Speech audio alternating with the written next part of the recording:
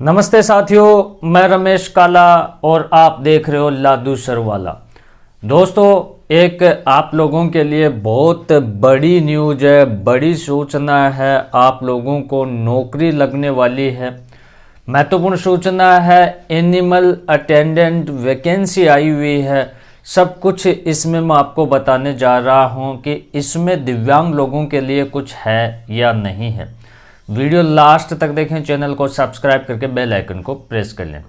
Animal attendant vacancy, पशु परिचरण भर्ती जिसको कहा जाता है साथियों, जो दिव्यांग 10th पास है वो इसमें अप्लाई कर सकता है और एक नौकरी वो पा सकता है।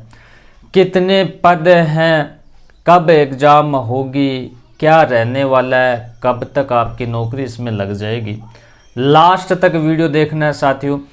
जो पशु परिचरण भर्ती है, एनिमल अटेंडेंट वैकेंसी है, क्या है ये साथियों कि आप देखते होंगे कि जो पशु चिकित्सालय होते हैं उसमें एक एनिमल अटेंडेंट लेंगे और क्या होगा उसका काम, आप मान सकते हो एक 4th श्रेणी का काम आप मान सकते हो। इसमें जो भी पशु है वो इलाज के लिए आएगा डॉक्टर के पास, तो उसका हमें डॉक्टर का सपोर्ट करना है, जैसे पशु को पकड़ना, उसको दवाई लाकर देना और उसके जो पर्ची वगैरह के कार्य होते हैं वो कार्य।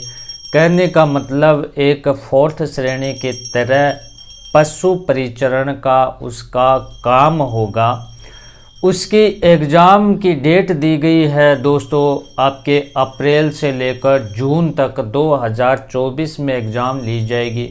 150 क्वेश्चनों की उसकी एग्ज़ाम होगी। उसमें 10th बेस के आपके साइंस होगी, मैथ होगी, राजस्थान जीके होगा और प्रभुत्व उसमें ज़्यादा रहेगा किसका, आपके पशुपालन का, पशुओं की नस्ल का, पशुओं की देखभाल का। जैसे गाय की कौन कौन सी नस्लें हैं, कौन सी अच्छी नस्ल है, कौन सी तुलनात्मक दृष्टि से निम्न है, वो कौन सी भैंस है, उसमें कौन कौन से वो रोग मिल सकते हैं, बकरी में कौन से रोग मिल सकते हैं, कौन सी उसकी नस्ल है। इस प्रकार से पशु परिचरण की भर्ती है तो उसके पशुओं के रोग से संबंधित और नॉर्मली 10th तक की साइंस और राजस्थान जीके इसमें रहने वाला है। आपको ऑनलाइन है वो आवेदन करना है साथियों, ई मित्र के माध्यम से और SSO ID के माध्यम से आपको ऑनलाइन करना है। और ये नोटिफिकेशन आ चुका है कि ये इसमें SSO ID द्वारा आप पंजीकृत करके ऑनलाइन कर सकते हो। और दोस्तों, इसमें ये बताया गया है, मैं सिर्फ दिव्यांगजनों हेतु बता देता हूँ, तो समस्त दिव्यांगजनों हेतु 400 रुपये इसकी फ़ीस रखी गई है, ठीक है। और पूर्व में एक बार ये पंजीकरण शुल्क OTR जमा शुल्क करवा सके अभ्यर्थियों को दोबारा शुल्क नहीं दी जानी है।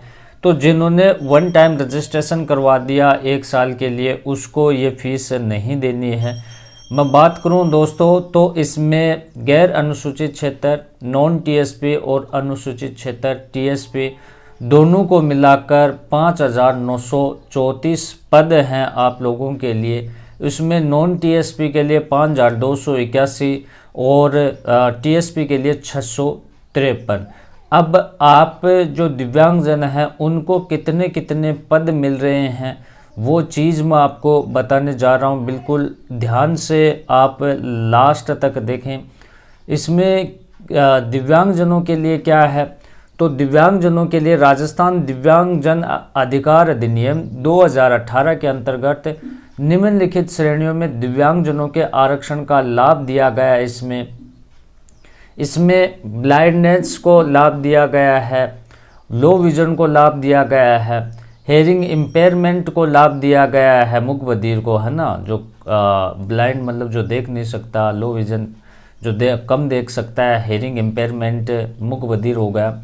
एलडी और सीपी को इसमें लाभ दिया गया, लोकोमोटर डिसेबल, अस्थि विकलांग को, सेरेब्रल पाल्सी को। ओके, और उसके बाद मल्टीपल डिसेबिलिटी को इसमें लाभ दिया गया है, जिसमें एक से अधिक दिव्यांगता हो। और दिव्यांगजनों के लिए दर्शाए गए आरक्षित पदों का आरक्षण है वो हॉरिजॉन्टल के रूप में, क्षैतिज के रूप में होगा, जिससे ध्यान से देखें कि अर्थात अभ्यर्थी जिस वर्ग जैसे सामान्य वर्ग, अनुसूचित जाति, अनुसूचित जनजाति, अन्य पिछड़ा वर्ग, अति पिछड़ा वर्ग, आर्थिक पिछड़ा वर्ग में कमजोर वर्ग का होगा, उसे उसी वर्ग के अंतर्गत सम्मानित किया जाएगा। अच्छी बात है इसमें कि आप ओबीसी के हैं तो आपको ओबीसी कैटेगरी में भी काउंट किया जाएगा अगर ओबीसी की दिव्यांग से कम मेरिट रहती है तो।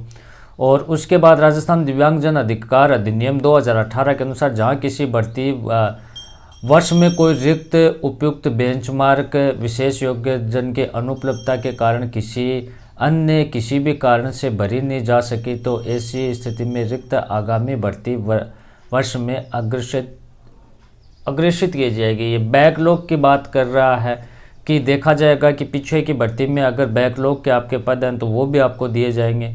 दिव्यांगजन आवेदक है वो ऑनलाइन एप्लीकेशन फॉर्म में यथास्थान अपने वर्ग और दिव्यांगजन की श्रेणी विशेष का अवश्य उल्लेख आपको करना है। दिव्यांग प्रमाण पत्र आपको लगाना है, श्रेणी का उल्लेख आपको करना है, ठीक है जी। उसके बाद मैं बात करूं तो जो दिव्यांगजन है उसको किस प्रकार से अलग अलग पद दिए गए हैं वो मैं आपको बता देता हूँ। आपको मैंने बता दिया कि पेपर होगा, ध्यान से आपको तैयारी करनी है।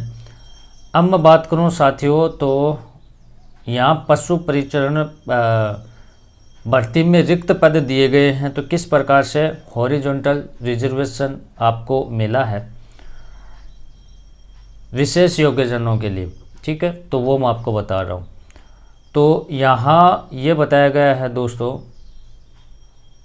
एक मिनट देखें भाई, हाँ यहाँ आप देख भी सकते हो B/ आपके LV मतलब ब्लाइंड और लो विजन, इसके आपके 53 पद हैं, ठीक है। HI के हेयरिंग इम्पेयरमेंट है, मूक बधिर के आपके 53 पद हैं। LD/CP मतलब लोकोमोटर डिसेबल है, अस्थि विकलांग है, उसके 53 पद हैं, ठीक है। फिर LD, MI, SLD ये ऑप्टिज्म 52 पद है, ये मल्टीपल डिसेबिलिटी जिसमें है उसमें 52 पद है। उसके बाद भूतपूर्व सैनिकों के दिए गए हैं, इनको मैं छोड़ देता हूँ। ये आपके हैं नॉन TSP एरिया में।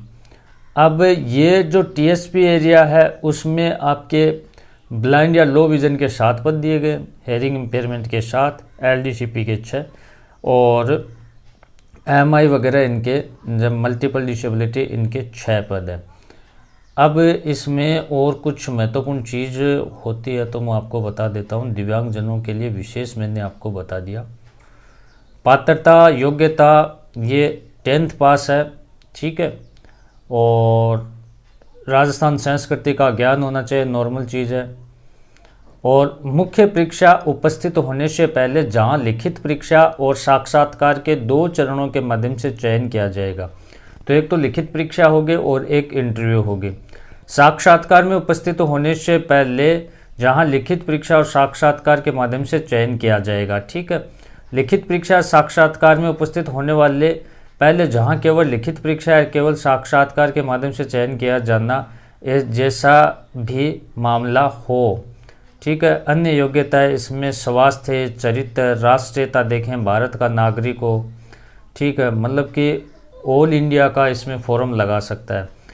आयु की बात करूं साथियों तो आवेदक की आयु 1 जनवरी 2024 को 18 वर्ष आयु का वो हो चुका हो, 40 वर्ष से ज़्यादा का वो नहीं होना चाहिए, 18 से 40, ठीक है।